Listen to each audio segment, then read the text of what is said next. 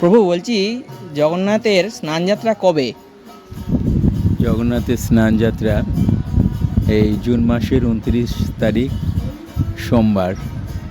আমরা সাধারণত আগের দিন ভগবানের কাছে সংকল্প করব অধিবাস যাতে অত্যন্ত নিষ্ঠা সহকারে ভগবানের এই স্নান মহোৎসব আমরা সুন্দরভাবে করতে পারি। ভগবানের সেবা করার অধিকার হয়তো সকলের থাকে না। ভগবান যদি কৃপা করেন তবেই আমরা এই ভগবানের এই অপ্রাকৃত সেবায় যুক্ত হতে পারি। তাই ভগবানের এই স্নান একটা অদ্ভুত অপ্রাকৃত লীলা কাহিনী আছে। তবে তার মধ্যে সবচেয়ে আকর্ষণীয় হচ্ছে ভগবান নিজে প্রতি বছর এই স্নান পূর্ণিমা অর্থাৎ স্নানযাত্রা উৎসবে তিনি অত্যন্ত আনন্দ সহকারে ভক্তের হাতে তিনি স্নান করেন। আর এটা সারা পৃথিবীর প্রত্যেকটা ইস্কন মন্দিরেই, জগন্নাথ মন্দিরে অনুষ্ঠিত হয়ে থাকে এই স্নান পূর্ণিমা মহোৎসব। বিশেষ করে এই রথযাত্রার প্রায় 14 দিনের পূর্বে এই ভগবান তিনি এই ধরাধামে আবির্ভূত হয়েছিলেন। রাজা ইন্দ্রদ্যুম্ন তিনি এই জগন্নাথকে তিনি আবির্ভূত করেছিলেন। তিনি স্বপ্ন আদেশ পেয়েছিলেন যে তার সেবা করার জন্য ভগবান তার কাছে তিনি এসেছিলেন।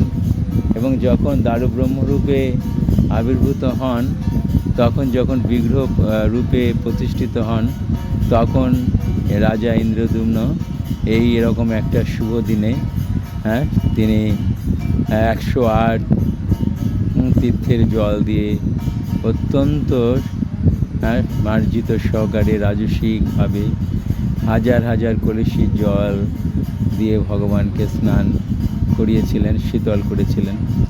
এটা অত্যন্ত মাধুর্যমণ্ডিত উৎসব। এটা পুরীধামের খুবই আকর্ষণীয়। লক্ষ লক্ষ ভক্তরা এই উৎসবে যোগদান করেন।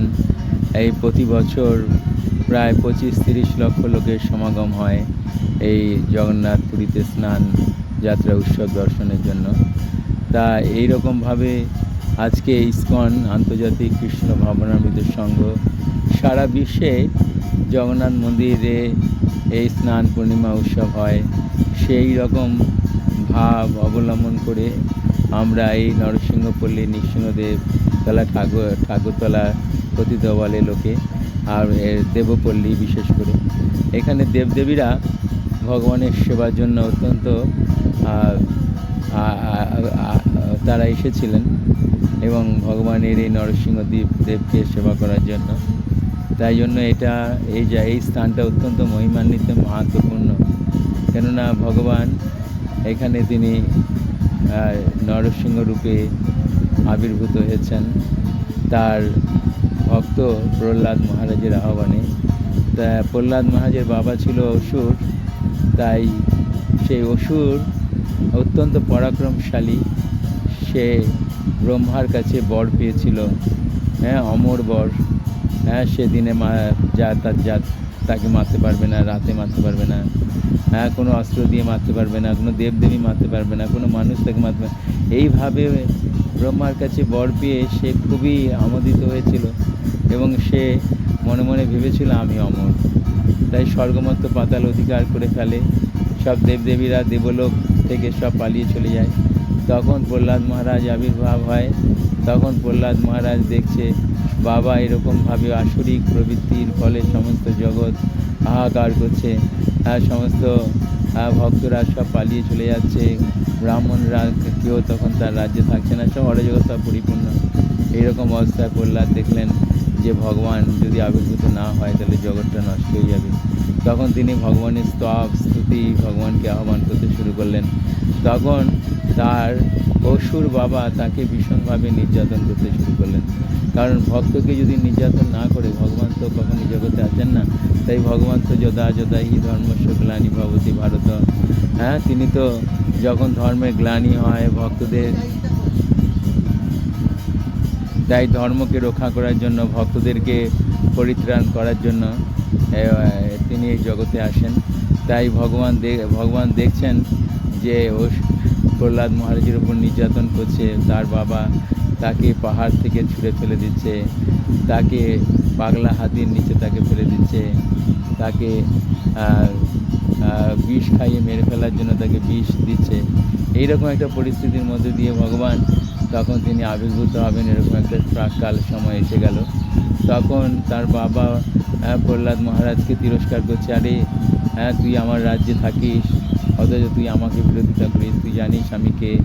আমি হচ্ছে এই জগতের ভগবান, আমাকে কেউ, আমার ওপরে কেউ একটা কথা বলার ক্ষমতা নেই, আর তুই এতটুকু বাচ্চা হয়ে তোর এত বড় স্পর্ধা, তোকে এত শক্তি যোগায় কে? তখন বলছে, আমার পরম প্রভু ভগবান স্বয়ং, তিনি তো আমাকে কৃপা করেন। তোর ভগবান কোথায় আছে? এই পিলারে আছে। তখন তার বাবা মুষ্টা আঘাত করে সেই পিলারের মধ্যে মারলেন, সে পিলার বিদীর্ণ হয়ে ভগবান আবির্ভূত হলেন। এইভাবে হিরণ্যকশিপুকে তার শপথ অনুসারে তাকে দিনে মারলেন না, রাত মারলেন না, দিয়ে 30 সন্ধ্যায় চৌকাঠের সামনে তার বক্ষ বিদীর্ণ করে তার বক্ষ ছিঁড়ে তাকে নিহত করলেন, মেরে ফেললেন। তখন সেই রক্তমাখা হস্তপদ নিয়ে এসে নরসিংহদেব এই মন্দাকিনীর পুষ্করিণীতে তিনি হস্তপদ ধৌত করেছেন।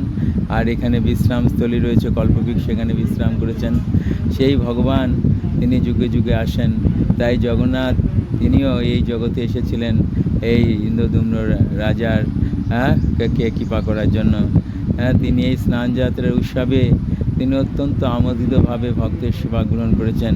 হাজার হাজার লক্ষ লক্ষ ভক্তরা তার মাথায় জল সেচন করেন, জল দেন, আর তিনি স্নানে আনন্দিত হন। এবং তারপরে তার অত্যন্ত অপরূপ সজ্জায় তাকে সজ্জিত করা হয়। গজবেশ রূপে তিনি আবির্ভূত হন। গজবেশ অত্যন্ত মহিমান্বিত ভগবানের অপ্রাকৃত রূপ দর্শন করে ভক্তরা অত্যন্ত আমোদিত হয় এবং সারাদিন ভগবানের অসুন্দর রূপ, এই ঐশ্বর্য রূপ দর্শন করে ভক্তরা আনন্দিত হয়। তারপরের দিন থেকে তার 14 দিন তার জ্বর আসে এবং ভগবান এই জ্বর লীলা করেন। তখন তার সেই সময় তিনি বাইরে যে দর্শন দেন না, তিনি অন্তর্ধানে থাকেন। 14 দিন পরে তিনি আবার নেত্র উৎসব, তার নেত্র দান হয়, মানে তিনি আবার। আমরা এখন প্রভুর কাছ থেকে জগন্নাথের স্নানযাত্রা সম্পর্কে কিছু কথা জানলাম। ভিডিওটি ভালো লাগলে লাইক করে দেবেন, চ্যানেলটা সাবস্ক্রাইব করে দেবেন এবং কমেন্ট করবেন।